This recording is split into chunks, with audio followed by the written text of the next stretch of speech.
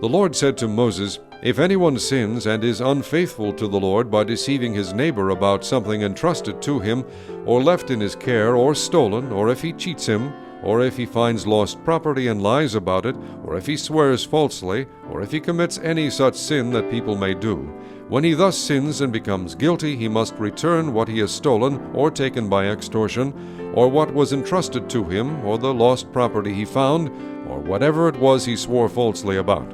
He must make restitution in full, add a fifth of the value to it, and give it all to the owner on the day he presents his guilt offering. And as a penalty he must bring to the priest, that is, to the Lord, his guilt offering, a ram from the flock, one without defect and of the proper value. In this way the priest will make atonement for him before the Lord, and he will be forgiven for any of these things he did that made him guilty." The Lord said to Moses, "Give Aaron and his sons this command. These are the regulations for the burnt offering. The burnt offering is to remain on the altar hearth throughout the night till morning, and the fire must be kept burning on the altar. The priest shall then put on his linen clothes with linen undergarments next to his body, and shall remove the ashes of the burnt offering that the fire has consumed on the altar, and place them beside the altar. Then he is to take off these clothes and put on others, and carry the ashes outside the camp to a place that is ceremonially clean. The fire on the altar must be kept burning, it must not go out. Every morning the priest is to add firewood and arrange the burnt offering on the fire, and burn the fat of the fellowship offerings on it. The fire must be kept burning on the altar continuously, it must not go out. These are the regulations for the grain offering. Aaron's sons are to bring it before the Lord in front of the altar. The priest is to take a handful of fine flour and oil, together with all the incense on the grain offering, and burn the memorial portion on the altar as an aroma pleasing to the Lord. Aaron and his sons shall eat the rest of it, but it is to be eaten without yeast in a holy place.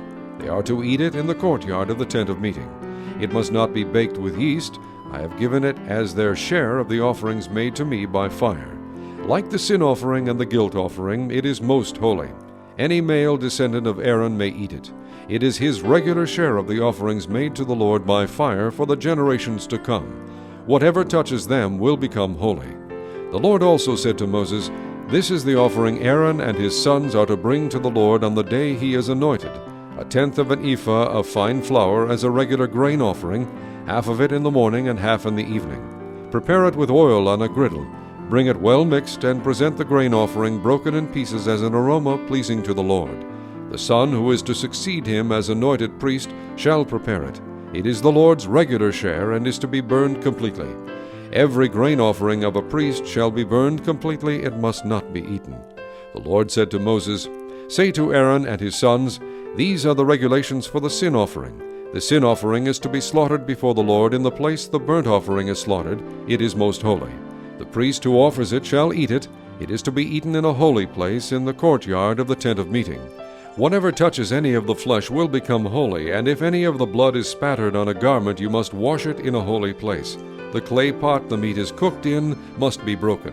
But if it is cooked in a bronze pot, the pot is to be scoured and rinsed with water. Any male in a priest's family may eat it. It is most holy.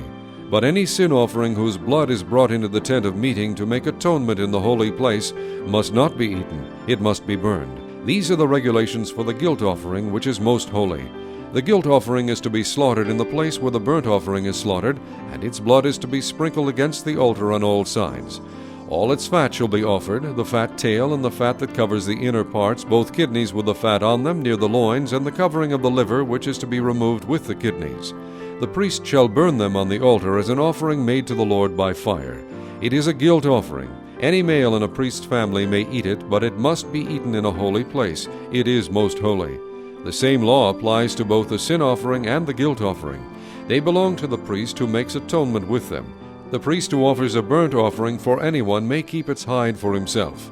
Every grain offering baked in an oven or cooked in a pan or on a griddle belongs to the priest who offers it, and every grain offering, whether mixed with oil or dry, belongs equally to all the sons of Aaron. These are the regulations for the fellowship offering a person may present to the Lord.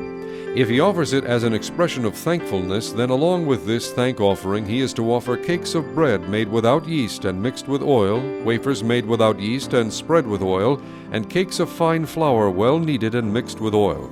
Along with his fellowship offering of thanksgiving, he is to present an offering with cakes of bread made with yeast.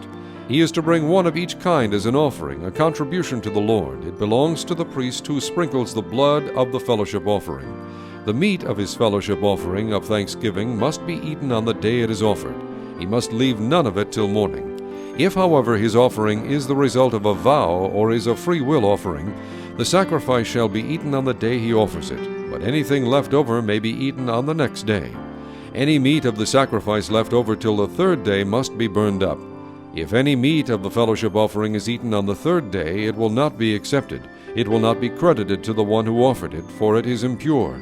The person who eats any of it will be held responsible.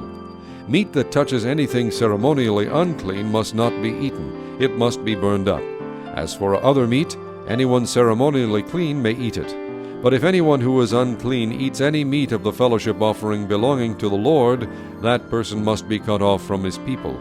If anyone touches something unclean, whether human uncleanness or an unclean animal or any unclean detestable thing, and then eats any of the meat of the fellowship offering belonging to the Lord, that person must be cut off from his people. The Lord said to Moses, "Say to the Israelites, do not eat any of the fat of cattle, sheep, or goats. The fat of an animal found dead or torn by wild animals may be used for any other purpose, but you must not eat it. Anyone who eats the fat of an animal from which an offering by fire may be made to the Lord must be cut off from his people. And wherever you live, you must not eat the blood of any bird or animal. If anyone eats blood, that person must be cut off from his people." The Lord said to Moses, "Say to the Israelites, anyone who brings a fellowship offering to the Lord is to bring part of it as his sacrifice to the Lord. With his own hands he is to bring the offering made to the Lord by fire. He is to bring the fat, together with the breast, and wave the breast before the Lord as a wave offering. The priest shall burn the fat on the altar, but the breast belongs to Aaron and his sons. You are to give the right thigh of your fellowship offerings to the priest as a contribution. The son of Aaron who offers the blood and the fat of the fellowship offering shall have the right thigh as his share. From the fellowship offerings of the Israelites, I have taken the breast that is waved and the thigh that is presented, and have given them to Aaron the priest and his sons as their regular share from the Israelites. This is the portion of the offerings made to the Lord by fire that were allotted to Aaron and his sons on the day they were presented to serve the Lord as priests. On the day they were anointed, the Lord commanded that the Israelites give this to them as their regular share for the generations to come. These, then, are the regulations for the burnt offering, the grain offering, the sin offering, the guilt offering, the ordination offering, and the fellowship offering, which the Lord gave Moses on Mount Sinai on the day he commanded the Israelites to bring their offerings to the Lord in the desert of Sinai.